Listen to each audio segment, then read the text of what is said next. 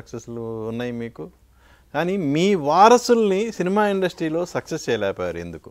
ఎందుకారు నేను కింద నుంచి ఎట్లా పైనకి వచ్చానో వాళ్ళు నా పేరు చెప్పకూడదు, మీ వర్క్తో మీరు పైకి రావాలి, మీకు నేను కోట్లు పెట్టి సినిమా తీయను, చిన్న బడ్జెట్తో మీరు తీసుకొని సక్సెస్ అవ్వండి. నా చెప్పింది అంతే. తండ్రిగా నేను వాళ్ళ శ్రేయస్ కోరుకుంటాను తప్ప వాళ్ళ కోట్లు ఇచ్చి వాళ్ళంతా వాళ్ళ వర్క్తో పైకి రావాలి. నా పిల్లలు ఎవరైనా సరే. ఇప్పుడు మా అన్నయ్య గారు అబ్బాయి శరత్, వాడు వర్క్తో పైకి వచ్చాడు, మమ్మల్ని బట్టి కాదు. అయోధ్యగా డోర్ సప్లై చేశాడంటే బిజినెస్లో సక్సెస్ అయ్యాడు. ఈవెన్ శరత్ కూడా సినిమాల్లో ఎవరు మీ మీ అన్నయ్య కానీ మీరు కానీ ఎక్స్పెక్ట్ చేసిన రేంజ్లో సక్సెస్ అవ్వలేకపోయారు. వేరే బిజినెస్లో సక్సెస్ అయ్యాడు.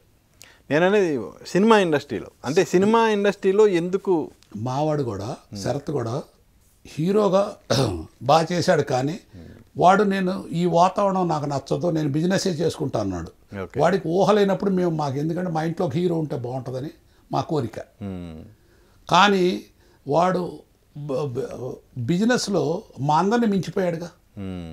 మాకు మా బిడ్డలో ఆ స్టేజ్కి రావటం అంతకన్నా మాకేం అదృష్టం ఉంటుంది. డెఫినెట్గా వాళ్ళకి నచ్చిన ఇప్పుడు మాకు నచ్చిన ఫీల్డ్లో సక్సెస్ అవ్వడం అనేది వాళ్ళ నేను బిజినెస్ చేసుకుంటా అన్నారు, చేసుకోమన్నాము. వాళ్ళు అట్లా పైకి వచ్చారు. మనకు కావాల్సిన మన బిడ్డలు వాళ్ళకి నచ్చిన విధంగా వాళ్ళు వెళ్ళటమే. మేము ఎప్పుడు కూడా మా పిల్లల మీ అభిప్రాయాలను వాళ్ళ మీద రుద్దాం ప్రశ్నే లేదు. వాళ్ళందరూ వాళ్ళు ఇండిపెండెంట్గా హ్యాపీగా ఉండాలంతే. మీ అబ్బాయి యాక్ట్ చేసిన ధీర మొన్న ఫిబ్రవరిలో వచ్చింది. సో కొంచెం నిరాశపరిచింది. సో నెక్స్ట్ ఏంటి మీ అబ్బాయి? కమర్షియల్గా నిరాశపరిచింది కానీ యాజ్ ఆర్టిస్ట్గా మంచి పేరు వచ్చింది. ఆర్టిస్ట్గా డెఫినెట్గా అది చాలు నాకు, మోర్ దాన్ మనీ. ఎట్లాంటి ఇంకో 100 సినిమాలు పోయినా బాధపడినా అబ్బాయికి పేరు వచ్చింది, నిలబడతాడు, బాగా చేశాడు అనే పేరు వచ్చింది కదా. సక్సెస్ ఇవాళ కాకపోతే రేపు దీనికి 10 టైమ్స్ వస్తుంది. ఎప్పుడు ఆ ప్రశ్నే లేదు. అనుకున్నది సాధించేదాకా నిద్రపోకూడదు. ఏంటి అసలు మీ గోల్ ఏంటి? ఎక్కడ సినిమా ఇండస్ట్రీలో ఏంటి? బిజినెస్ పరంగా మీకు గోల్ ఏముంది? ఆల్రెడీ మీరు చెప్పారు ప్రపంచంలోనే ఎత్తైన టవర్స్ కట్టాలనేది మీ కోరిక. అది బిజినెస్ పరంగా యాజ్ ఒక ప్రొడ్యూసర్గా, డైరెక్టర్గా సినిమా ఇండస్ట్రీలో మీ గోల్ ఏంటి? ప్రపంచంలో పెద్ద సినిమా తీయాలి అంతే. ఇప్పుడు తెలుగు ఇండస్ట్రీలో నేను ఇప్పుడు ఈ సినిమా తీశాను కదా, చూద్దాం దీని రిపోర్ట్ ఎట్లా ఉంటుందో.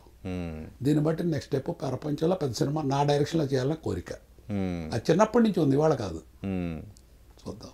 ప్రపంచంలో పెద్ద సినిమా అంటే ఇప్పుడు టెక్నాలజీ పరంగా కావచ్చు, ఆర్టిస్టుల పరంగా కావచ్చు, ఎలా మీ అసలు ఏంటి మీ ఆలోచన ఏంటి అనేది? ఆలోచన ఏం లేదు. ఇప్పుడు కృష్ణరాజు గారిని బీజేపీలో చేరిస్తే వీడికి పిచ్చి పట్టింది, బీజేపీలో చేర్చారు. ఆ బీజేపీ ఆంధ్రాలో ఎవరికైనా తెలుసా అన్నారు అందరూ. ఆయన గెలిచి సెంట్రల్ మినిస్టర్ అయ్యారు.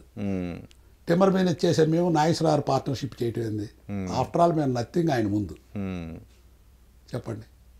ఏ లేదు, అనుకున్నది సాధించే వరకు నిద్రపోకూడదు. సాధిస్తా నా నమ్మకం 100% ఉంది.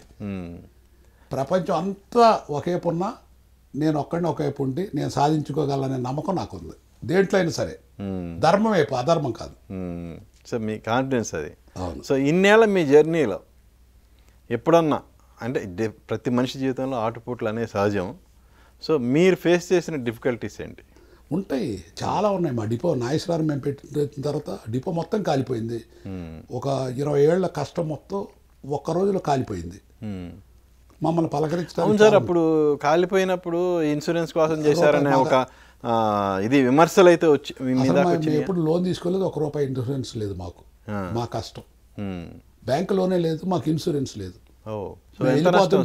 మాకు ఎవరైతే నాగేశ్వరరావు గారికి మాకు సైట్ అద్దెకిచ్చారు వాళ్ళ అన్నదమ్ములు మాలాగానే, వాళ్ళు మీరు వెళ్ళటానికి వెళ్ళలేదని చెప్పి వాళ్ళు 50 లక్షలు పెట్టుబడి పెట్టి మాకు మళ్ళీ మమ్మల్ని టిమ్మర్ బిజినెస్ చేయించడానికి అవకాశం ఇచ్చారు వాళ్ళు. సూపర్. వాళ్ళందరినీ చూసిన తర్వాత మనం కూడా అట్లానే ఉండాలనే కదా. ఎంత నష్టం వచ్చింది సార్ అప్పుడు? అప్పుడు దాదాపు ఒక 40 కోట్లు పోయినాయి ఆ రోజుల్లో. మొత్తం బర్మా టెక్ కాలిపోయింది. ఫ్లైట్స్ ల్యాండింగ్ కూడా ఆపారు ఆ మంటలకి ఎయిర్పోర్ట్ పక్కన.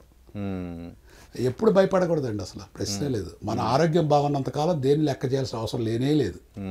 సో అలా మీరు సినిమా ఇండస్ట్రీలో కూడా ప్రపంచం మొత్తంలో పెద్ద సినిమా చేయాలని, పెద్ద సినిమా గ్యారెంటీగా చేస్తా. దానికి ఫస్ట్ స్టెప్ రికార్డ్ బ్రేక్. రెండు గోల్స్, అటు బిజినెస్ పరంగా గోల్ పెద్దదే, ఇటు సినిమా పరంగా గోల్ పెద్దదే. మీరు ఈ 2 గోల్స్లో సక్సెస్ అవ్వాలని మనస్ఫూర్తిగా కోరుకుంటున్నాను. అలాగే మీ రికార్డ్ బ్రేక్ కూడా బిచ్చగాళ్ళలాగా ఒక రికార్డ్ బ్రేక్ కలెక్షన్స్ వసూలు చేయాలి. డైరెక్టర్గా మీకు మంచి పేరు ప్రఖ్యాతులు తేవాలి మనస్ఫూర్తిగా కోరుకుంటున్నాను. Wish you all the best.